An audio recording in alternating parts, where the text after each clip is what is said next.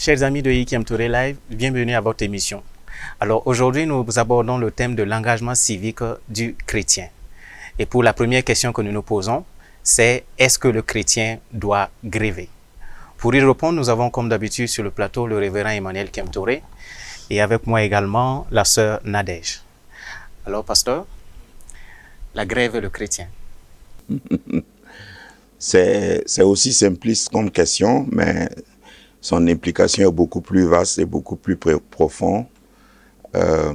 Il faut se dire que la grève est positionnée ou est située dans un contexte.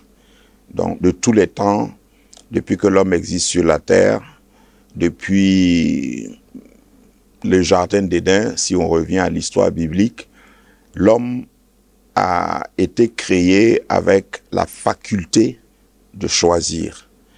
Donc, avec la faculté de défendre ce qui est bien pour lui.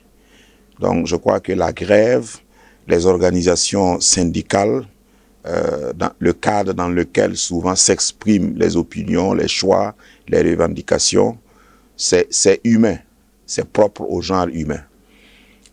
Pour cela, si nous parlons du chrétien proprement dit, le chrétien doit savoir aussi défendre ses droits. Voilà. Au prime abord, Dieu, selon les enseignements bibliques, est contre tout ce qui est exploitation. On peut le voir avec les enfants d'Israël en Égypte. Dieu, dans Exode chapitre 3, a dit à Moïse, « J'ai vu les souffrances que lui font subir les Égyptiens, donc je t'envoie pour délivrer mon peuple. » Un peuple opprimé, dans ce monde dit moderne, doit pouvoir s'exprimer. Et pour pouvoir s'exprimer efficacement, les corporations, les groupes se sont formés en syndicats. Et c'est intéressant de voir que le mot syndicat en grec qui veut dire syndikos veut dire celui qui assiste en justice. C'est le synonyme d'avocat. Donc un syndicat, c'est un groupe de personnes qui défendent les mêmes intérêts sur le plan professionnel par exemple ou corporatif et qui part pour défendre des opinions, pour revendiquer des droits, d'où la grève, ou quand ils grèvent, c'est un des instruments de la revendication et de la défense de leurs droits. Maintenant, il faut quand même faire la part des choses. Quand on dit grève dans cette partie du monde, on voit des casses, on voit des pneus qui brûlent, on voit un hôtel qu'on a saccagé, l'Assemblée nationale qu'on a brûlée. Ça, c'est la forme folklorique, je dirais, de la grève. On peut bien revendiquer ses droits, on peut défendre ses droits sans qu'il y ait des casses. D'une manière passive. Enfin, j'hésite à... Parce que même quand on dit pacifique, là, ça dépend de qui définit la paix. Celui qui est fâché, s'il dit qu'il veut manifester pacifiquement, son pacifique, là, est autre chose. Donc, je voudrais dire simplement que celui qui revendique utilise les pressions qui sont proportionnelles à ce qu'il défend ou à la gravité de la situation. Voilà. Donc, celui qui défend comme celui qui est en face de celui qui défend, c'est-à-dire l'employeur, le patron et l'ouvrier, tous les deux doivent être concernés dans cette interpellation. Si quelqu'un grève et si vous voyez que c'est avec beaucoup de bruit, souvent c'est parce que peut-être celui qui est devant, qui doit entendre, n'entend pas. Et puis la tension monte. Donc moi, je ne veux pas me mettre d'un seul côté. Je regarde en face les deux tableaux. Si quelqu'un grève et s'il est chrétien, il doit tenir compte du bien-être, du futur, du devenir, de l'ensemble. Pas seulement de son son futur immédiat ou bien son intérêt immédiat et personnel.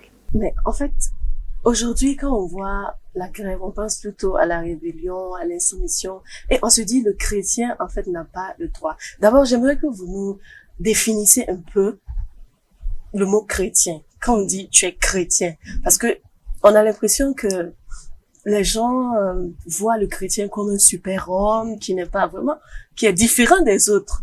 Est-ce que vous pouvez nous expliquer un peu, voilà, quand on dit chrétien? Oui, la démarche que j'ai toujours utilisée, c'est de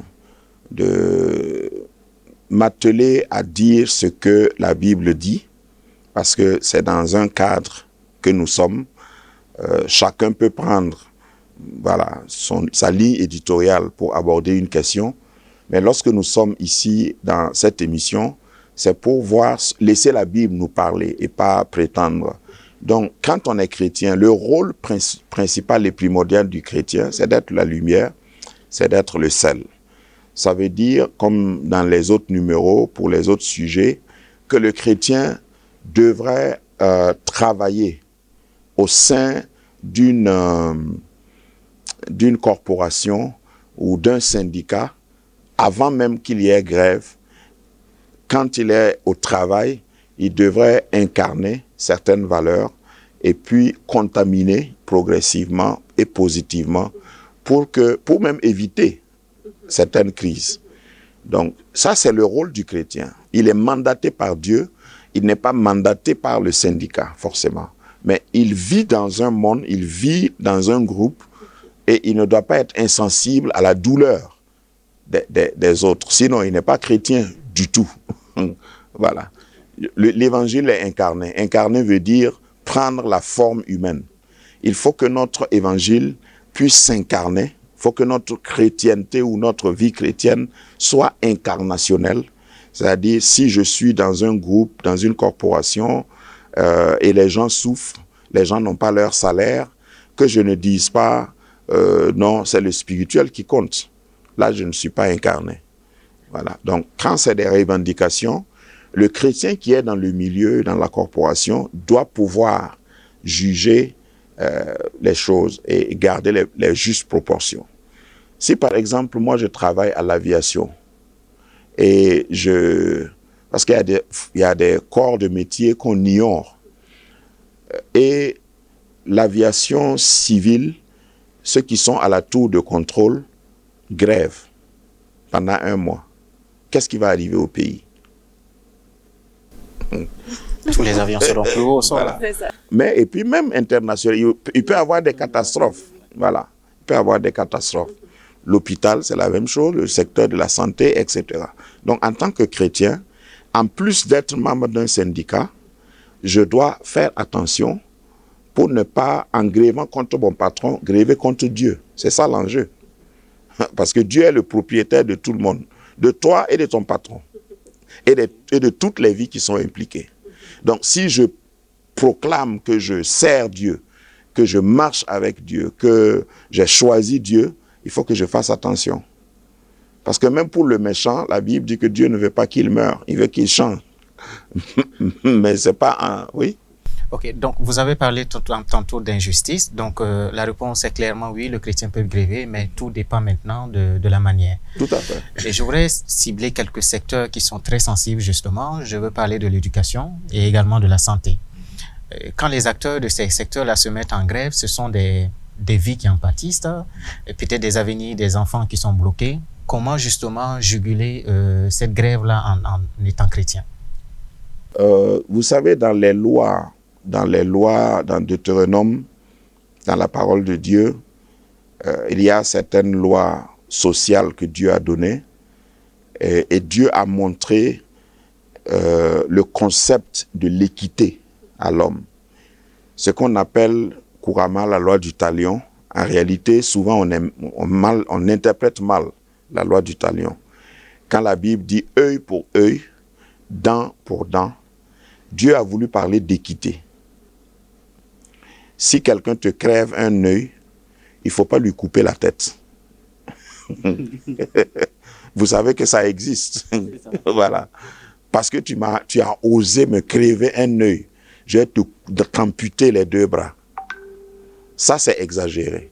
Donc, l'équité divine veut que si c'est un œil, que ça soit proportionnel. Si c'est une dent, par exemple, quelqu'un te casse une dent, tu lui coupes les 2 pieds. C'est pas de l'équité. De la même manière, quand on veut revendiquer, en revendiquant, il ne faut pas tuer des gens. Parce qu'on ne m'a pas payé mon salaire, tous les malades qui sont sous oxygène, hein, ils sont 50, ils n'ont qu'à mourir. Je vais en grève. Ça, ce n'est pas de l'équité. Ça, la Bible condamne. Et Dieu veut que le châtiment soit proportionnel, la revendication soit proportionnelle et garder les bonnes mesures, garder l'équilibre. Parce que, comme je venais de dire, l'homme, la vie humaine, la terre appartient à Dieu. Nous n'avons pas le droit d'éliminer quelqu'un simplement parce que nous sommes fâchés. Voilà.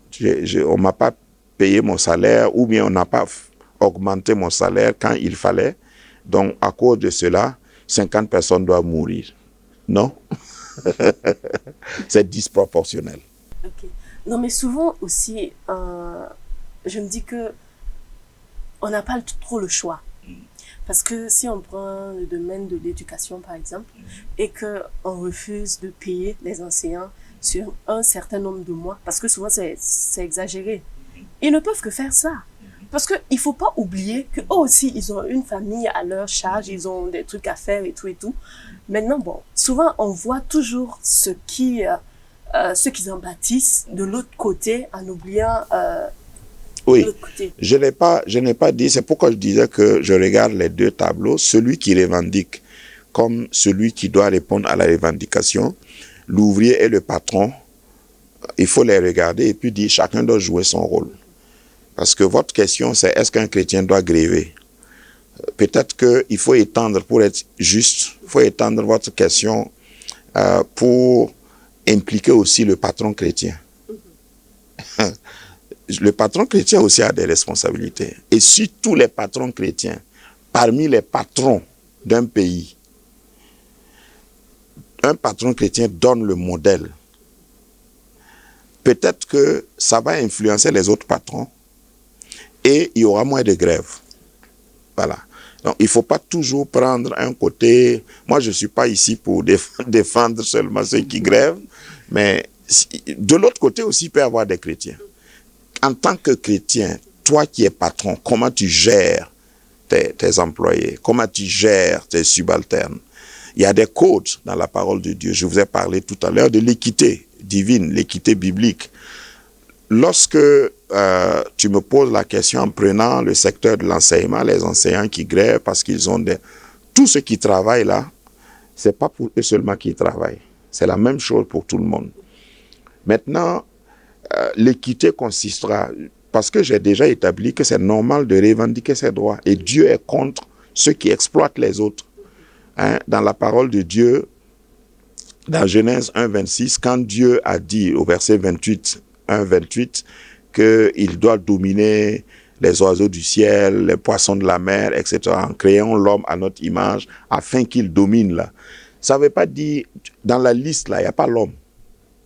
On n'a pas dit il va dominer l'homme, il doit dominer les poissons, il doit dominer... Non, un homme ne doit pas dominer un homme, même s'il est patron. Maintenant, ce n'est pas parce que tu n'es pas patron que tu dois dominer un patron aussi. Parce que si on grève dans le sens de maintenant, lui il nous a toujours dominé, maintenant c'est notre tour de dominer, bon on est dans... Voilà. Donc si, parce que mon enfant n'a pas mangé, l'enfant de quelqu'un doit mourir, c'est disproportionnel. C'est disproportionnel. Il faut que on reste dans la justice et l'équité, parce que la justice et l'équité là prend en compte tous ces aspects. Je vais en grève, mais je fais attention. Je ne dégrade pas ce que toute la population a cotisé, même ceux qui ne sont pas en grève, même ceux qui ne sont pas dans ma corporation, ont cotisé pour qu'on achète le fait tricolore. Et moi, parce que dans ma corporation, je suis victime d'injustice, je casse ce que tout le monde a acheté, a cotisé pour avoir. C'est disproportionnel. Voilà. Tout en revendiquant, tout en gardant, en reconnaissant le droit de revendiquer, je dois, parce que nous parlons ici, je rappelle à ceux qui nous suivent, dans le cadre chrétien. Voilà, je ne suis pas en train de prendre un bord quelconque, c'est ce que la Bible nous dit. Nous devons être le sel de la terre. Le sel donne du goût. Le sel prévient la corruption. Donc, si je suis le sel, même en temps d'amertume, même en temps de fadeur, si le mot existe, je dois ajouter ma contribution en tant que sel, jouer mon rôle en tant que sel pour qu'il y ait encore du goût. Même dans la grève, je dois être le sel de la terre. En grévant, je dois être le sel des grévistes, si tu veux. Et ça permettra de donner du goût, de donner un sens humain, un visage humain à la grève que je suis en train de faire. Si en revendiquant, mais parce que toute grève, par définition, c'est pour revendiquer, défendre des droits. Mais si je défends mes droits au détriment des autres, en tout cas, ce n'est pas chrétien. La Bible ne peut pas soutenir ça. Voilà. Merci énormément, révérend. C'était une très belle conclusion. Alors, retenez bien ces trois mots, justice, équité, proportionnalité. Oui, il est permis aux chrétiens de gréver, mais cela doit se faire dans une certaine utilité et d'une certaine manière. Il ne faut pas se laisser aller aux casses, il ne faut pas se laisser aller aux destructions. Il ne faut pas défendre également des intérêts égoïstes en piétinant ou en écrasant le droit des autres. Alors, j'espère que nous aurons, au travers de ces quelques minutes, répondu à vos questions. Si vous en avez encore, veuillez nous les soumettre. Merci et à bientôt.